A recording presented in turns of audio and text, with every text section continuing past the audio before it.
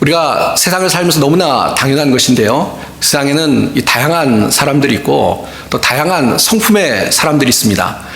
너무나 이 단순화하는 거라서 굉장히 조심스럽긴 합니다만 아주 단순하게 얘기해서 좋은 사람도 있고 나쁜 사람도 있습니다.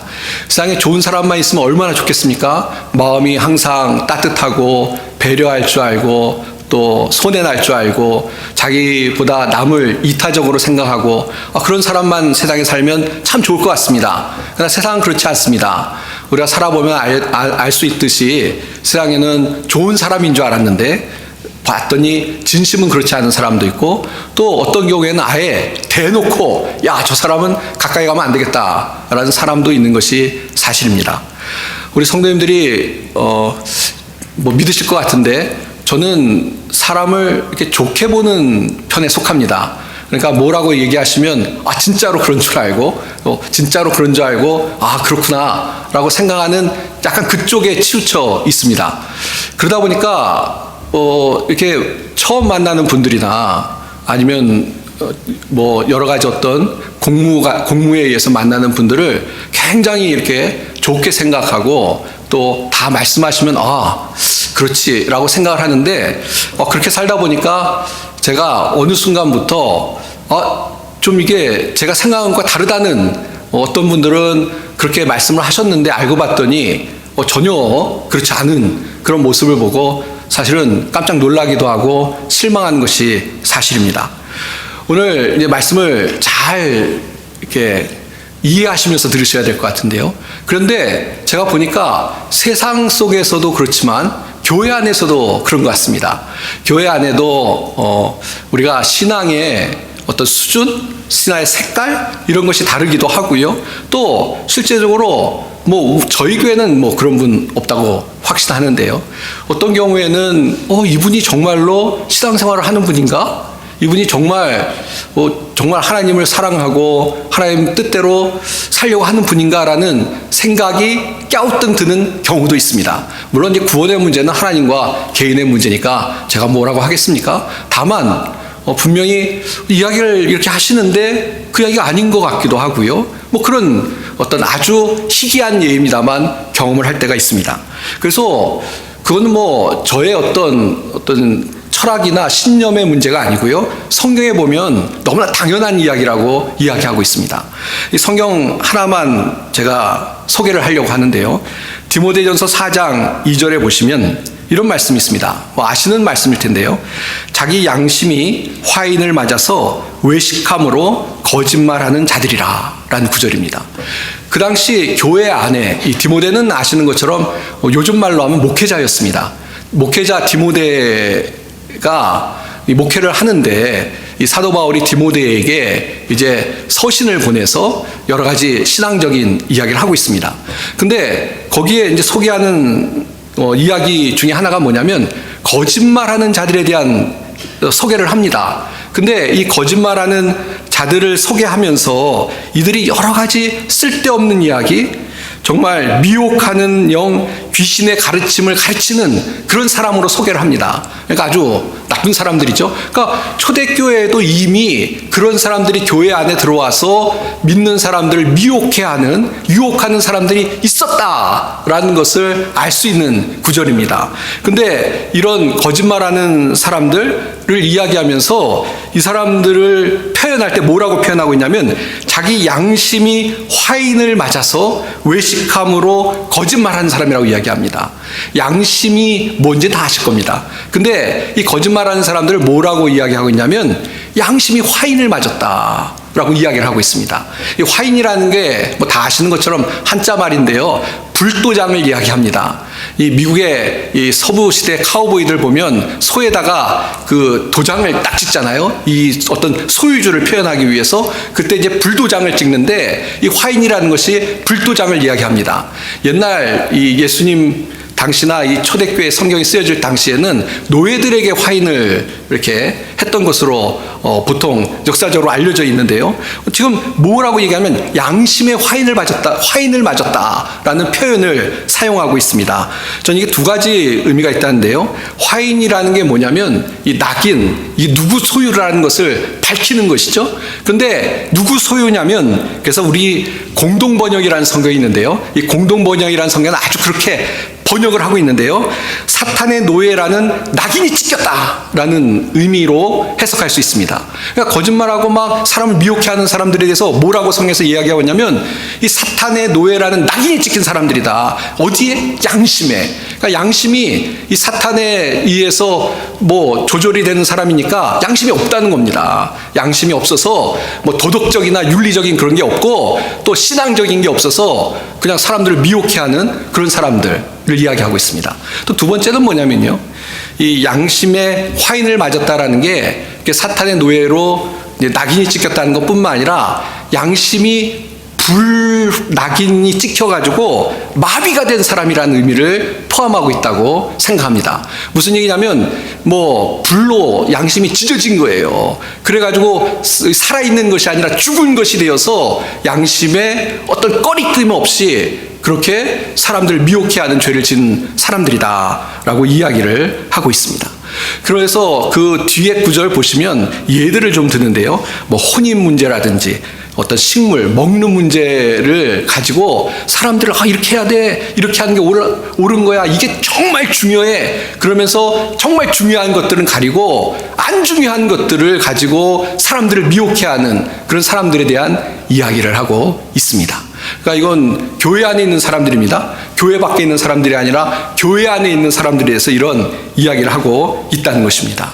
그러니까 우리가 이 세상 밖뿐만 아니라 어떤 교회 안에서도 이런 사람들을 만나면 정말 헉하는 거죠. 또 사실은 왜 오늘 이 말씀을 드리냐면 이 양심의 화인 맞은 이 사람들은 뭐 구원을 받았냐 안 받느냐 그거 잘 모르겠어요. 그러나 우리가 이런 사람들을 성경에서 보면서 물론 이런 사람들을 경계해야 된다는 마음을 첫 번째로 가져야 되겠고요. 또 하나 굳이 우리에게 적용하자면 내 양심은 괜찮은가 돌아볼 수 있는 그런 기회가 돼야 된다고 생각합니다. 그러니까 정말 내 양심은 화인을 맞지 않아서 마비가 되지 않아서 나는 정말 제대로 신앙생활을 하고 있느냐라는 나를 돌아보는 계기로 이 디모데 전서 4장 2절 말씀을 나에게 적용해야 되지 않겠습니까? 우리가 신앙생활하면서 오늘 아침에 양심의 문제를 이야기하는데요. 사실 양심의 문제를 이야기하면서 뭐 도덕적이나 윤리적인 것을 이야기할 수 있겠습니다만 그보다 좀 더 나아가서 생각하고 싶은 건 뭐냐면 죄에 대한 문제입니다. 우리가 신앙생활하면서도 우리의 양심이 떳떳하지 못해서 정말 하나님의 뜻대로 살아가는 양심이 되지 못해서 우리가 하나님의 자녀이고 또 예수님을 나의 구주로 고백하지만 내 양심에 꺼리끼는 그런 삶, 특별히 죄를 물리치고 거룩한 삶을 살아야 되는데 그러한 삶을 살고 있지 않다라면 우리 자신을 돌아보는 것이 필요하다는 것입니다. 사실 이제 이거는 좀 옆으로 제가 나가는 이야기인데요. 저는 설교할 때 이런 어떤 죄의 문제를 이야기할 때는 좀 부담을 느낍니다. 이거 제가 부족해서 그런 거예요. 좀 당당하게 확 외쳐야 되는데 부담을 느낍니다. 왜냐하면 듣는 성도님들께서 일부러 나한테 맞춰서 설교하는 거 아니야? 라고 하시든 오해를 하실 수도 있고요. 또 어쨌건 간에 제 경험상 뭐 아시는 것처럼 저도 목회를 오래 한 편인데요. 경험상 이렇게 설교 끝나고 뒤에 가서 악수를 나누면 표정들이 밝지 않으십니다. 좀 주님의 은혜가 큽니다. 주님이 항상 돌봐주십니다. 항상 축복해 주십니다라고 설교하면 뭔가 얼굴이 활짝 펴서 돌아가시는데 좀 열심히 살자고 그러면 아무래도 부담을 느끼시는 것 같아요. 근데 그게 좋은 거죠. 나쁜 건 아닙니다. 그럼에도 불구하고 오늘 좀 할 말은 해야 되겠습니다. 너무 당연한 이야기인데요. 너무 좋은 달콤한 이야기만 들으시면 안 됩니다. 우리 아이들 키워보시는 분은 아시겠습니다만 애들 키우면서 오냐 하면 버릇이 나빠질 확률이 있습니다. 안 그래도 똑똑한 애들은 알아서 다 크지만 안 그런 아이들은 그냥 뭐 잘못해도 그런가 보다라고 생각하고 잘못이 잘못인 줄 모르고 클 수 있는 그런 확률이 있다는 것입니다. 좀 더 말씀을 드리면 성경에서 우리에게 질책하는, 우리를 책망하는 말씀을 잘 들어야 된다는 그 어떤 이유를, 예를 좀 들어보자면 이런 것입니다. 어떤 사람이 운전을 하고 가는데요, 엉터리로 가요. 정말 말도 안 되는 산길로 막 아무 생각 없이 운전을 해요. 낭떠러지에 떨어질지도 몰라요. 그럼 어떻게 하시겠습니까? 당연히 그 사람을 살리기 위해서 이야기를 해야죠. 안 되면 강제적으로도 못하게 해야 되는 거 아니겠습니까? 또 다른 예를 하나 더 들어볼게요. 얼굴에 뭐가 묻었어요. 오늘 이제 깨끗한 것과 더러운 것을 제목으로 삼았으니까요. 얼굴에 뭐가 묻었어요. 그러면은 바깥 예를 들어서 부인이, 남편이 얼굴에 뭐가 막 정말 더러운 게 묻었어요. 근데 바깥에 이제 여러 사람 만나러 나가는데 그냥 아이고 내일 아니야, 아니면 뭐 어때, 그렇게 보내시겠습니까? 그러면은 내 애정이 식었구나 생각하시면 됩니다. 안 그렇게 하실 거였잖아요. 오늘 하나님께서 우리에게 좀 무거운 말씀을 주시는데 좀 귀를 키우셨으면 좋겠습니다. 우리를 향해서 야 똑바로 살아라, 양심껏 살아라, 그런 말씀을 주시는데 거기에 좀 우리가 좀 진지하게 하나님 말씀을 듣고 좀 나를 돌아보고 그러는 어떤 우리 신앙의 모습이 있어야 하나님의 우리가 은혜 가운데 살아갈 줄 믿습니다. 그렇지 않고 그냥 너무 그냥 그렇지 않아도 이 세상 살기 무겁고 힘들고 어렵고 그런데 또 막 누르는 말씀, 왜 하나님 이런 말씀 나에게 하시지? 그러시지 말고 마음을 열고 하나님의 말씀 들었으면 좋겠다는 것입니다. 자, 서론이 좀 길었는데요, 본론으로 들어가서 오늘 우리가 학개서 2장 12절 말씀부터 봤습니다. 학개서를 지난번에 봤기 때문에 이제 오늘까지 이제 이 말씀을 마무리를 하고 싶은데요. 근데 오늘 말씀에 보면 내용은 아주 주제는 선명하고 분명합니다. 이스라엘 백성들이, 우리 지난번에 말씀 들으신 분들은 이미 들어서 아시겠습니다만, 이스라엘 백성들이 책망을 받았습니다. 무슨 책망을 받았냐면 이제 포로로 잡혀갔다가 돌아왔어요. 그래서 시간이 많이 흘렀습니다. 그런데도 돌아와서 성전을 재건하는 일에 무심했어요. 자기들은 집을 짓고 편하게 사는데 성전을 짓는 일을 소홀히 했기 때문에 하나님께서 이 선지자를 통해서 책망하시고 성전을 건축하라고 말씀하셨습니다.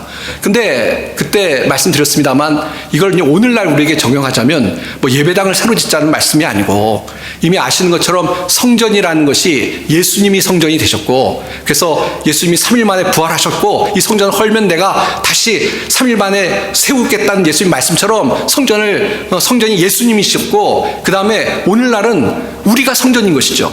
우리의 몸이 성전인 것이고, 우리가 함께 모여서 신앙생활하는 우리가 서로 예수님이 모퉁이 돌이 되어서 성전을 지어가고 있습니다. 그러니까 무슨 말씀이냐면 오늘날 우리에게 적용할 수 있는 핵심은 하나님을 중심에 모시고 정말 하나님이 우선순위가 되어서 그렇게 살아가는 신앙을 회복해라 라는 말씀이라는 설교 말씀을 드렸습니다.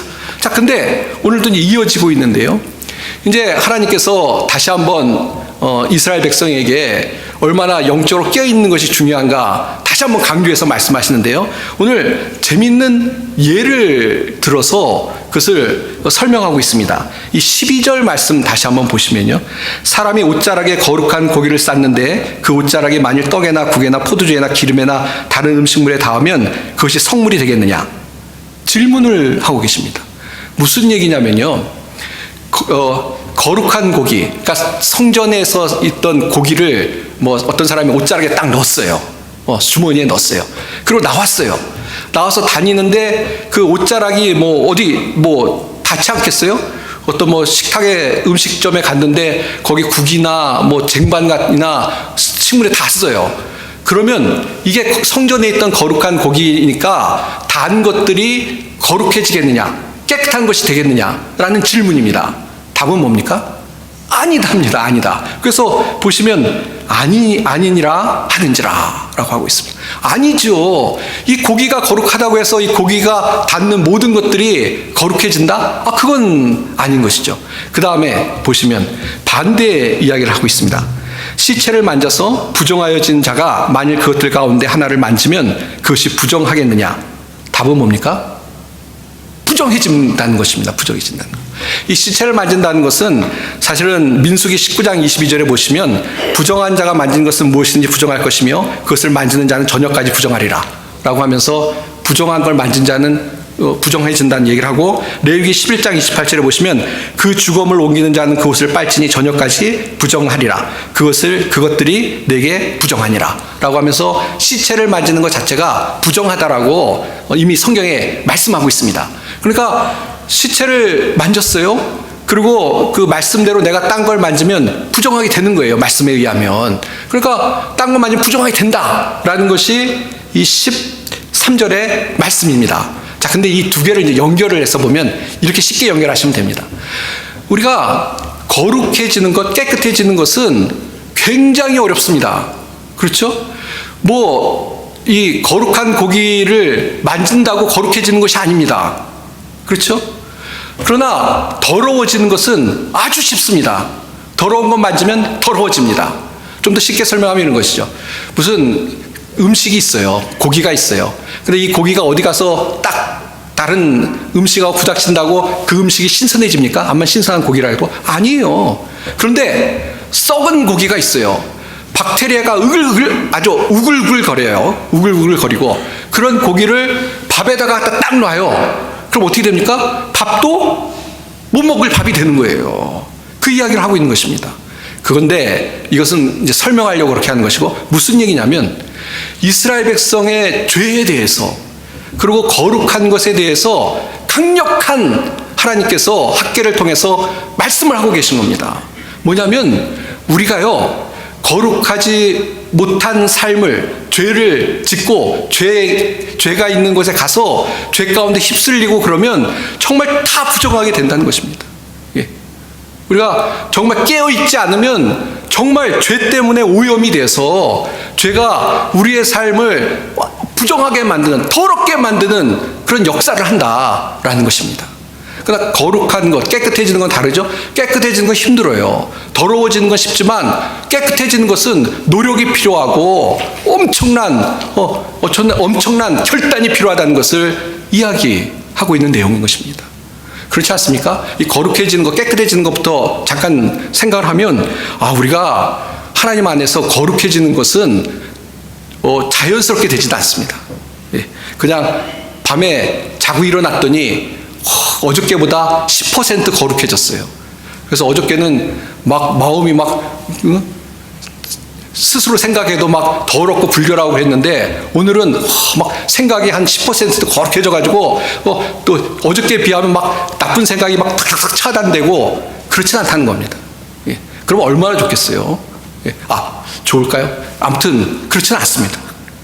거룩에는 깨끗해지는 것은 우리가 목욕을 하고 씻어야 되는 것처럼 우리의 결단과 헌신과 우리의 수고가 주님 안에서 주의 도우심 가운데 있어야 된다는 것입니다. 근데 오늘은 이제 거룩해지는 것보다는 더러워지는 이야기를 성경에서 좀 하고 있는데요. 더러워지는 것은 쉽습니다. 그저 오염된 생각에 내가 감염이 되고 그냥 오염된 생각과 어떤 잘못된 것에 그냥 손쉽게 넘어가면 아주 손쉽게 더러워질 수가 있습니다. 필립 헨리라는 분이 이런 이야기를 했습니다. 죄는 물에 돌을 던질 때 일어나는 파문과 같다. 하나의 물결이 다른 물결을 낳는다. 죄 짓는 건 쉽다는 거예요. 한번 딱 하면은 파문이 쫙 있는 것처럼 우리가 한번 오염되면 쫙 그냥 다 전체가 오염되기 쉽다라는 이야기입니다. 또 이런 이야기도 있습니다. 거짓말은 거짓말을 낳는다. 사람들 모두 유혹한다 라고 하면서 우리가 한번 괜찮다라고 하면 그 다음부터는 이제 열린 거예요. 그래서 그 다음에 계속적으로 거짓말을 하고 잘못된 길을 갈 수 있다 라고 경고하는 이야기에 우리가 귀를 기울여야 되겠습니다. 이제 이스라엘 백성이 왜 이 본문에서 이런 이야기를 듣냐면요. 아까도 말씀드린 것처럼 여기 말씀에 계속 보면 과거를 생각하라라는 이야기가 있는데 정신 차리라는 이야기인데 뭐냐면 과거가 직설적으로 뭐였습니까? 이스라엘 백성들이 자기의 삶은 다 돌보면서 성전을 짓지 않은 것. 쉽게 얘기해서 신앙생활을 하지 않은 거예요. 중심이 하나님이 중심이 아니었던 거예요. 그게 죄였던 것이죠. 그것에 대해서 다시는 그렇게 살아서는 안 된다라는 것을 강조하고 계신 겁니다. 우리도 마찬가지죠. 우리가 신앙생활하면서 우리의 중심에 하나님이 계시고 또 하나님께서 무엇을 원하시는지 우리가 주님의 뜻을 알려고 하고 주님의 뜻에 순종하며 살아가는 그런 우리가 되어야만 합니다. 그런데 하나님이 중심에 안 계시고 내 속에 다른 것들이 있고 내 욕심이라든지 내 이기심이라든지 아니면 세상의 어떤 즐거움이 하나님의 자리에 대신 있어서 그것을 쫓아가는 것, 그것은 죄인 것이고요. 그런 죄 가운데 살아가는 것에 대해서 하나님께서 분명히 경계하고 계시다는 것을 우리가 분명히 알아야 되겠습니다. 자, 근데 그것이 왜 문제이냐를 또 하나님께서 이야기하시는데요. 오늘 이제 본문의 그 말씀에 보면 이 하나님께서 죄의 결과에 대해서 이야기를 하고 계십니다. 그러니까 죄를 졌을 때 그 따르는 결과가 있는데 오늘 읽지 않았었는데요. 제가 읽어보겠습니다. 16절 보시면 그때는 20고루 곡식 더미에 이른즉 10고루 뿐이었고 포도주 틀에 50고루를 길르러 이른즉 20고루 뿐이었었느니라 라는 말씀이 있습니다. 또 17절에도 만군의 여호와가 말하노라 내가 너희 손으로 지은 모든 일에 곡식을 마르게 하는 재앙과 깐부기 재앙과 우박을 쳤으나 너희가 내게로 돌아오지 아니하였느니라. 이거 과거에 그랬다는 거죠. 이게 무슨 얘기냐면 옛날에 이스라엘 백성이 성전을 건축하지 않고 그러니까 하나님 중심으로 안 살았을 때 어떤 일이 있었는지 생각해 보라는 거예요. 어떤 일이 있었냐면 농사를 짓는데 수확이 없어요. 수확이 많이 나지 않아요. 얼마만큼 심었는데 그 결과는 더 풍성하게 나야 되는데 풍성하기는커녕 반토막이 나는 그런 일이 있었습니다. 그리고 하나님께서 어떤 재앙을 통해서 끊임없이 이스라엘 백성의 죄의 결과에 대해서 심판하시고 말씀하셨던 것에 대해서 다시 한번 이스라엘 백성이 생각해보라고 말씀하고 있는 내용입니다. 그러니까 무슨 이야기냐면요. 하나님 하시는 말씀은 과거에 봐라. 너희들이 죄 가운데 살았으니까 너희들이 하나님을 떠나서 너희 마음대로 소견에 오른 대로 또 욕심대로 살았는데 그때 결과가 뭐였냐면 너희들이 그렇게 살았을 때 과연 너희들의 삶이 축복의 삶이었느냐? 아니었다는 것입니다. 아니었다는 것입니다. 그러니까 앞으로 축복된 삶을 살려면 죄를 떠나서 이젠 정말 어떤 불신앙에 사는 것이 아니고 하나님을 중심으로 하면서 살아가는 그런 신앙으로 살아야 된다라는 것을 강조하고 있다는 것입니다. 사실 실제로 그렇죠. 우리가 특별히 믿는 우리가 하나님을 떠나서 양심의 화인을 맞아서 죄 가운데 살아가면 하나님 가만히 계시겠습니까? 하나님 사랑하시기 때문에 정말 사랑하는 자녀를 돌아오게 하시기 위해서도 깨닫게 하시는 그런 어떤 하나님의 역사를 우리 가운데 보여주실 거라고 믿습니다. 저도 한번 말씀드렸나요? 제가 어떤 교회에 이제 부임을 처음 했는데 거기 계셨던 그 남자 집사님 한 분이 저한테 그런 말씀을 하시더라고요. 제가 이제 부임하기 전에 교회가 굉장히 시끄럽고 어려웠습니다. 그런데 그때 그 남자 집사님 저기 하시는 말씀이 뭐냐면 정말 자기는 주일날 아침에 교회 가는 것이 지옥에 가는 것 같다고 너무 힘들었다고 그런 얘기를 하시더라고요. 근데 제가 오늘 말씀드리는 건 뭐냐면 근데 그 집사님이 이어서 하시는 말씀이 뭐냐면 이거 지난번에 안 얘기했을 것 같아요. 그런데 교회 생활이 이렇게 지옥 같은 생활이 되니까 다른 교회 밖의 생활도 엉망이었다고 지옥 같은 생활이었다는 그런 이야기를 하시더라고요. 그러니까 신앙생활이 막 말도 안 되게 제대로 신앙생활을 못하고 또 어떤 교회 가서 하나님의 은혜를 받고 성도들을 통해서 힘을 얻어야 되는데 그게 뒤틀려지니까 그때 그 집사님은 이제 계속 공부를 하고 있는 중이었습니다. 근데 뭐 학교 가도 공부도 잘, 가정도 막 마음이 어떤 신앙의 중심이 서지 못하고 그러니까 엉망이었다는 그런 어떤 자기의 간증과 같은 이야기를 하는 걸 들은 적이 있습니다. 충분히 공감이 됐습니다. 우리가 하나님의 사람들인데 예수님을 믿고 구원을 받고 주님을 따르는 예수님의 제자들인데 우리가 신앙의 중심이 안 서고 그것이 어떻게 보면 하나님을 가까이 하지 않고 신앙의 중심을 안 사는 것이 죄 아니겠습니까? 꼭 죄 그러면 무슨 살인하고 도둑질하는 것만 생각하시는데 하나님 뜻대로 안 사는 모든 그런 삶을 다 죄라고 생각할 수 있는데 그런 삶을 살 때 우리의 마음이 평안하겠습니까? 우리의 삶이 제대로 되겠습니까? 그래서 우리가 더러운 것이 아니라 깨끗하게 살아야 된 이유가 여기 있는데요. 우리가 하나님 뜻대로 살아갈 때 정말 마음에 하나님이 평강을 주시고 은혜를 주신다. 그렇게 안 살 때는 복잡해진다 라고 생각하고 주님을 따라갈 수 있는 우리 모든 성도님들이 다 되시길 바랍니다. 예. 아까도 말씀드렸습니다만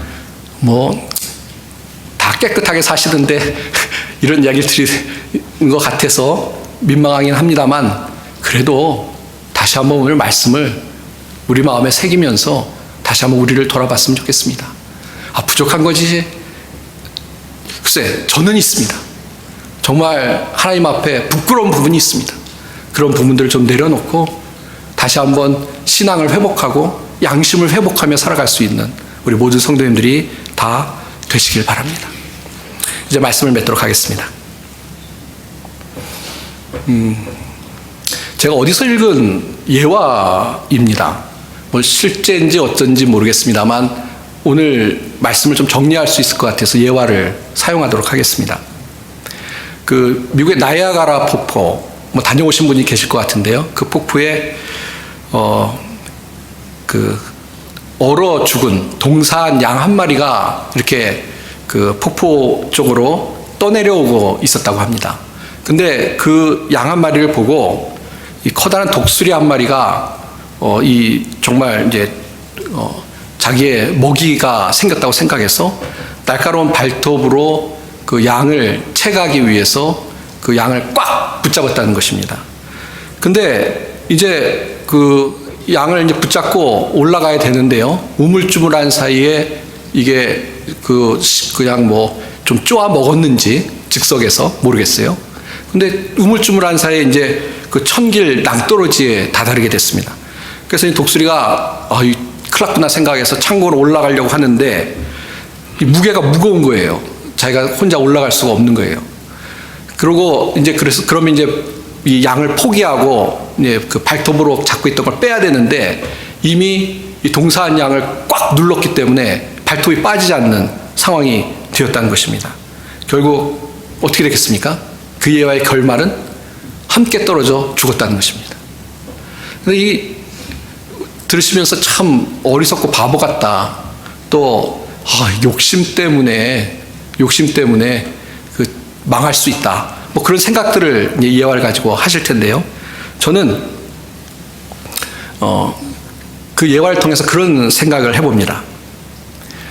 우리가 이 죄를 짓거나 신앙생활에 게을르거나 나태한 것들이 우물쭈물하다 보면 생긴다고 생각합니다. 좀 단호해야 되는데요. 이건 좀 괜찮겠지. 그럼 시간을 좀 보내는 거예요. 시간이 흘러요. 예.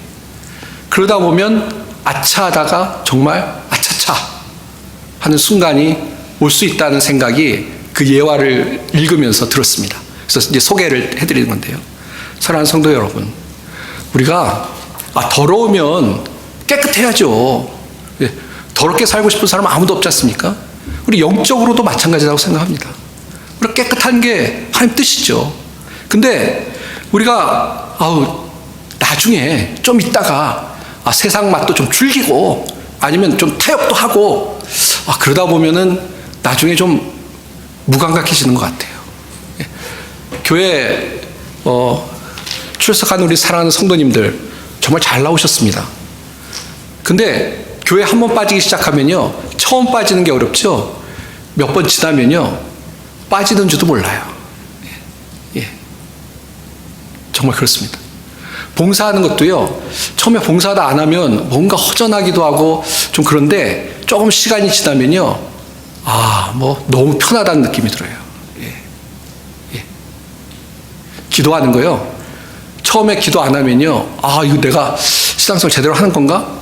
그런 생각이 막 들고 양심이 살아있으니까 양심이 막 찔리는데요, 기도 안 하기 시작하면요, 그게 너무 편해요. 너무 편해요. 예. 왜? 굳이 아침에 일찍 일어나지 않아도 되고, 굳이 조용한 곳에 안 가도 되고, 그러니까. 근데 그러다 보면 우리의 신앙이 어느새 더러워집니다. 매일같이 씻어야 깨끗했는데, 매일같이 안 씻으면 나중에는 더러워지는 거예요. 예. 이빨에 처음에는 치석이 끼는 줄 모르죠? 24시간이 지나면 굳는다고 그럽니다. 점점 나중에는 내가 벗겨낼 수 없는 그런 상황이 되면 그때는 이제 늦은 것이죠. 사랑하는 성도 여러분, 우리 각자를 돌아보는 시간이 되었으면 좋겠습니다. 정말 주님 안에서 더 깨끗하고 내가 거룩하니 너희도 거룩할지어다 라는 말씀 기억하며 살아갈 수 있는 우리들이 되었으면 좋겠습니다. 목사님은요, 그래요, 자랑할 거 하나도 없어요. 그러나 함께 가자는 것입니다. 함께. 예. 기도하겠습니다. 하나님 아버지, 감사합니다. 오늘 말씀을 들으면서 우리 각자를 돌아보게 하시고 우리 가운데 부족한 것을 내려놓고 주님을 쫓아갈 수 있는 저희들이 되게 도와주시옵소서. 하나님, 깨끗한 양심을 가지고 선한 양심 가운데 정말 주님을 중심으로 하고 살아갈 수 있는 성도들이 되게 하시고, 그래서 정말 주님이 주시는 더 풍성한 은혜를 누리며 살아가는 우리 모든 성도들이 다 될 수 있게 축복하여 주시옵소서. 감사드리며 예수님의 이름 받들어 간절히 기도하옵나이다. 아멘.